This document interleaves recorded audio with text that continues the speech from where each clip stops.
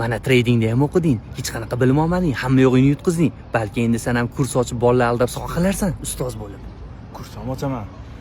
Pullarni ko'paytirib beraman, odamlarni aldab investor kerak edi, pulni yig'ib chet elga qochib ketaman. Men unchalik demadim, o'zingdan qo'shmasan. Dori firmalar bilan shartnoma qilib, bemorlarga keraksiz dorilar yozib, maza qilib soqa qilarsan-a?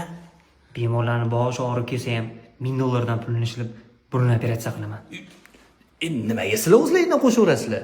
Shuncha mashina sotibsan, u variantga sotganlaringni oylik to'lovi kech qolsa $50 dan qo'shib qo'y, hamma oyiga $1000 topib turamiz-da. Agar $50, $100 dan qo'ysam, penya bo'lib qoladi. Undan ko'ra boshida 2 barobar qimmatga sotaman, o'shanda to'lovi kech qolsa ham zato foydada bo'laman. Zato halol narsa savdo bo'ladi-ku. Sal insof bilan sotgin-ey. Puli ko'p bolaga o'xshayapti. Balkim bitta-ikkita gap otib turib, meni shoting to'latib o'rarsan-a?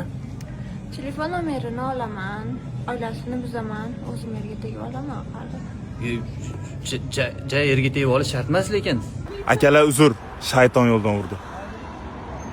Men nima qildim? Men birovga biror nima qildimmi? Pulimni kim olib qo'ydi?